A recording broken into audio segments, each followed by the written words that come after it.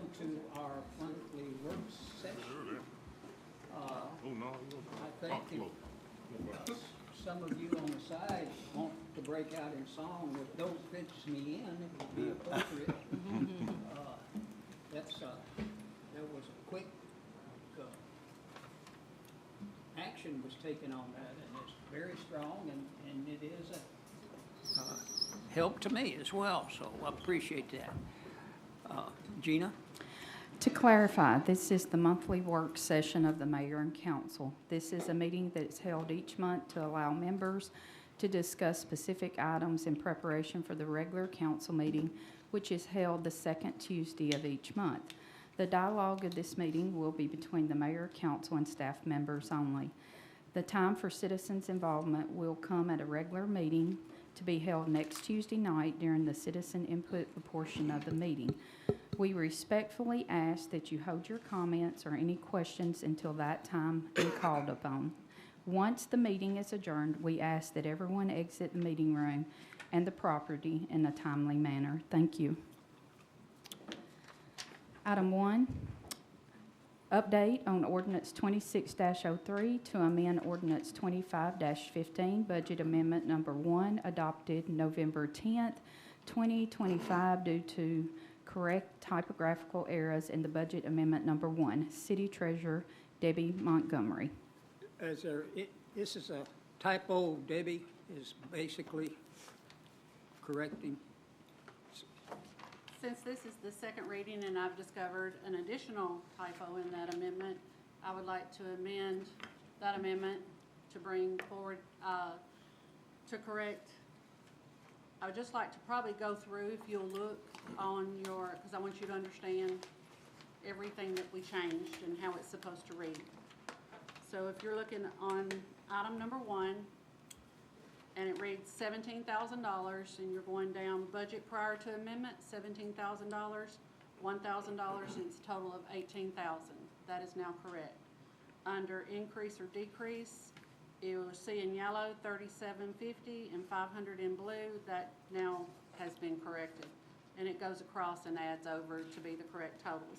And then down under the expenditures at the bottom under fire supplies, that prior budget to amendment was $30,000, and we increased that by $500, and that calculates over to $30,500. These numbers now are correct according to the amendment that was presented to you back when Alan done it, and then the typographical errors that I found. So I think we have to amend. Questions for Ms. Montgomery? Without objection, it'll be on Tuesday's agenda. Next item, please. Item 2. Thank you, Deb. Consider authorization to submit application to the Tennessee Highway Safety Office, THSO, Police Traffic Service Grant, up to $100,000 with no local match. Purpose of this grant is to enhance traffic study initiatives through the safety program. It's a resolution, and Chief Scott Braden. Scott, you want to speak to this, please? Yes, Mayor, thank you. So this is a part of the THSO. They offer, I think, 3 different grants. Last year, getting back into the program, we went with High Visibility Grant, which is that's number 3 in on the sheet. There's two resolutions for just basically to submit an application. It does not guarantee us that we will get it. We can only get one of the 2 grants. After participating last year, we're trying to get into this is the PT, which is Police Traffic Services Grant. It's up to $100,000. I think we've asked for $80,000.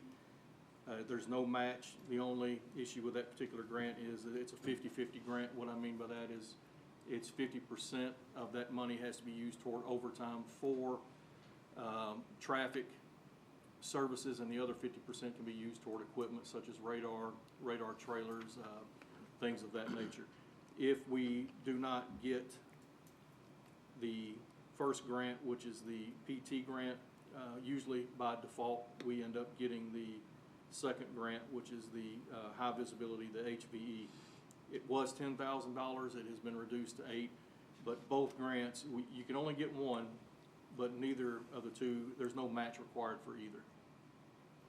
So does the The 8,000, The 8,000 is an 80/20, and what I mean by 80/20 is you can use 80%, if you get the 8,000, you can use it toward equipment, but a minimum of 20% has to be used toward overtime for traffic enforcement. but the 8,000 is for, It's high visibility. It's basically that they want to bring officers out on their days off. It's for overtime, for traffic enforcement and to be seen. Okay. It's not part of the regular scheduled work hours. Neither one of the two grants are for the regular work hours. questions for the chief? Yep, I'm sorry.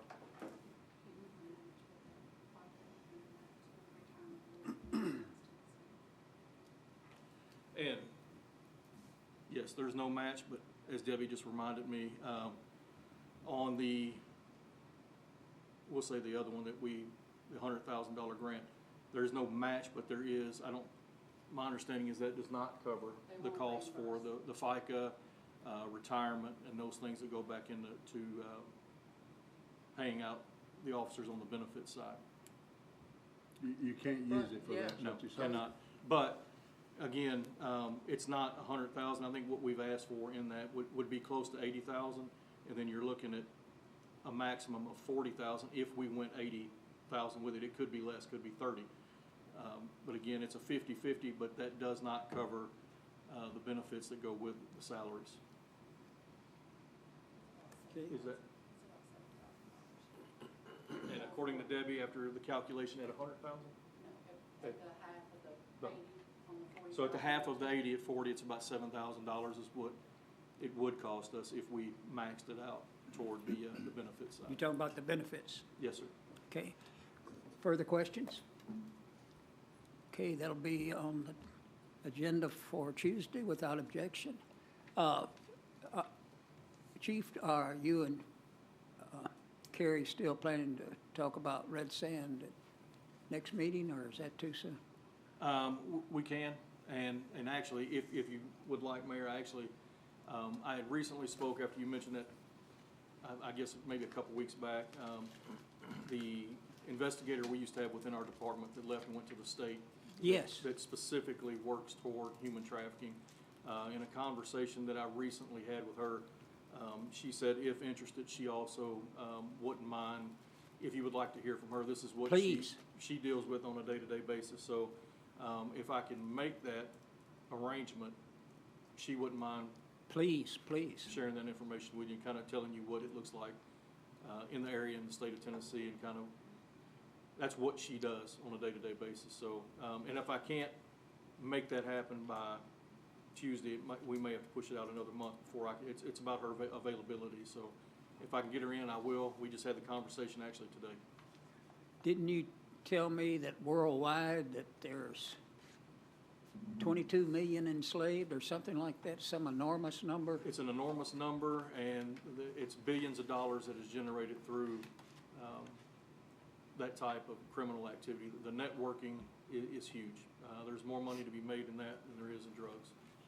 Well, I understand the red sand is to make more people aware of what it is and for what to look for Yes, sir. That's to help spot those who may be enslaved. Yes, sir. That's correct. I will speak with her, and again, I will let you know if it's something we can make happen by next Tuesday. We'll work on it. If not, we may have to push it out a month, depending on her. Appreciate that. Yes, sir. Okay, Scott went ahead and covered item 3 on the Tennessee Highway Safety High Visibility Enforcement Program. We'll go to we're going to skip number 4, that's been pulled from the agenda, and go directly to number 5. Consider rezoning requests for proposed development of 1042 Veterans Parkway, parcel map 062, parcel 053.04 from BP Business Park to I-2 Industrial Park. The Lewisburg Municipal Planning Commission gave a favorable recommendation for the rezoning of the said property by a vote 6-0 on March 17, 2026 meeting. It's an ordinance, and Richard Donovan, Planning and Codes Director. Richard? Yeah, so this rezoning is to go from our business park district to I-2. I will start off by saying that this is a little bit of an oddity. Typically, these are led by the owner of the property, but the city does have the right to rezone a property without the owner submitting an application. The reason that's been done, there is some benefit to the city with what the end user is going to be here. And kind of what started this is they are doing a wood processing type facility. The BP zoning district does not permit wood processing or a recycle center. The I-2 would permit those uses by right if it is rezoned for the property. So just some background on the property and the area. It's approximately 20 acres. Existing land uses in the area include some land to the north that is vacant and owned by the city. To the south is Old Hickory Smokehouse. And then to the east is large lot single-family residential in the unincorporated county. And west across Veterans Drive is Miawa Industries. As far as surrounding zonings, the north, south, and west are all zoned business park currently. And then to the east, which is in the county, is A1 agricultural and zoned by the county. Just so the body's aware, there are utilities in the area. Both a 12-inch water line is along Veterans, as well as an 8-inch gravity sewer line. We do have a land use and transportation plan as well that covers this. I've included the staff report that was given to Planning Commission for this body as well, that addresses some development goals for industrial development in that plan. And then there's also a map in that bit of information that shows what is a land use plan, which unfortunately does not cover the subject property, but the red outline you see on that map is the Commerce Park, Business Park itself, zone property, and then the purple smaller area is approximately where that parcel is that's being requested for rezoning. And what this land use plan at the time that it was adopted was recommending Industrial 2, which would be the equivalent of our I-2 district for this area. I'm happy to answer any questions that the body has on this. Yeah, I have a couple, Richard. Yes, sir. Have the industry, Old Hickory Smokehouse and Millwood, been contacted about this? So Clint has had a conversation with them in the past. They were okay with it then. He's going to renew that conversation with them prior to the ordinance being before the body next week. Because Old Hickory's a food manufacturer. Yes, sir. Now, what are they wanting to do differently than they came to us before? And some of our concerns was to make sure they didn't do tires and things like that there. It is the same use, and Billy and Clint have had discussions, and nothing on that has changed, correct, Billy? Correct. There's still no tires going to be processed. No tires or anything Correct. like that. That's all, Mayor. Mr. Spivey, do you want to comment on that? I don't want us to lose sight of the fact that, you know, part of the agreement that we have with them is for them to accept the wood waste that Brandon and his team collect on the side of the road, and they're going to process it for us free of charge. We're still negotiating the cubic yards of material, but they've already agreed to 7,000 cubic yards. And if we can get them to 15,000, it would accommodate all of what we generate. Do we shred about 15,000? Is that what we? Based on the data that's been gathered, we're averaging About that? close to 15,000 cubic yards a year, Which is costing about 70,000 per year? Is that plus trucking. plus? Right, Brandon? Further questions? On the agenda for Tuesday without objection? Thank you, Richard. Yes, sir. Next item. Item 6, consider at the request Mr. Jerry Hulshoff for a bridge dedication located on Nashville Highway over Snake Creek in honor of Marshall County Vietnam veterans. This bridge is located right as you pass the old Mopi's restaurant. As soon as you pass that, it runs over Snake Creek. And this bridge is half in the city limits and half in the county. The only way I knew to address this situation is just bring it forth. It met the criteria. And I can't say what the county will do, but I did not write a resolution tonight because I didn't know which direction, if y'all would be favorable or so. Mr. Spivey, would you like to speak to it? I don't have a lot to add, except there was a couple of gentlemen that came to me and said they've been trying to get this before a body for over a year, and they feel like that they've been given the runaround was the term that they used, but it wasn't the runaround. I want to assure everybody of that. It was more that it's a little more complicated than a typical bridge naming because it's on a state highway. It's a state bridge. It lies half in the city and half in the county, and it's also right on a ward line, and I think maybe a commission district line. So it became very complicated as to who was to take it up. And so the advice was to all parties that have a staked interest would weigh in. So if the city were to approve the naming of it on the city's behalf, then the county, they have a process for it that has to go before the Veterans Committee, and then I think maybe the Budget Committee, and then the full commission. And all of that takes time, of course, because the Veterans Committee doesn't meet with a set frequency, I don't think. But nonetheless, it takes a while to get through that process, and then it has to be to the legislature by January in order to be able to get on the state's calendar for the legislature to take it up. So anyway, that's the story behind the presentation. And one of the gentlemen came forward, Mr. Hulshoff, he came forward and filled out the city's application for the naming. He contacted me over a year ago, and I worked with him a little bit about this process, because, he wanted it on the agenda a long time ago, but he has gone on and he's gone through this process. And you just heard Mr. Spivey talk about how long it'll take this gentleman to get this bridge named, so I think I would be for putting on an agenda so we could get it out of the city, into the county, then into the state, and be done, help him along, so. Yes, we do have a written policy, which they have met the requirements of our They've done policy. everything they're supposed to do. It's, yes. the county doesn't have that kind of a policy, or nor does the state, but we do. So if we do what we can, then it's, we've done all we can. So, Yes. What would happen there if, we approved it and for some reason the county didn't approve it?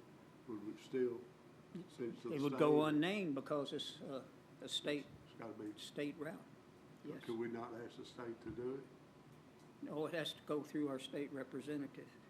Yeah, that's what I'm saying. Well, I mean, I'm But saying. it's Park County, so I guess that's why. It has to The go bridge through. itself is in part of the county. So we could, no, I understand that, because so could we name our side? Could we name one side, ours, and the county turn it down? That's what I'm trying to say. Wow, that would Mr. be a Hunt. new one. Yeah. That would be a new one. Yeah, I mean, I'm for it. I don't Well, think let's- anybody catch on to it though. Let's, You know what I'm let's, saying? Just- without objection, let's have that resolution. Do you have time to get the resolution? I went ahead and created one, but I didn't bring it forth. And you read it, and it does say a joint effort with Marshall County, because, in my understanding, both have to agree, right, Mr. I believe so, with it being both in the city and in the county, probably best practice for them both to agree. Or we could just name our half and put this half of the bridge dedicated to the Marshall County Veterans in the middle. Well, of the river. there's occasion on Finney Beach Road where the city limits is in the center of the bridge, but they named it and didn't even say anything to the city about that. But that's neither here nor there. That's in the past But with this, we've done all that we can do, and certainly Vietnam veterans need to be acknowledged and thanked. So without objection, that'll be on the agenda for Tuesday. Okay. Okay, number 7, we have other business. Any other business? If not, do I have a motion to adjourn? I'll make a motion. Okay, I guess. I'm second. Yeah, you got it. Mm-hmm. Councilwoman. I do. I got it. All in favor, say aye. Those opposed, say no. We stand adjourned. Thank you all.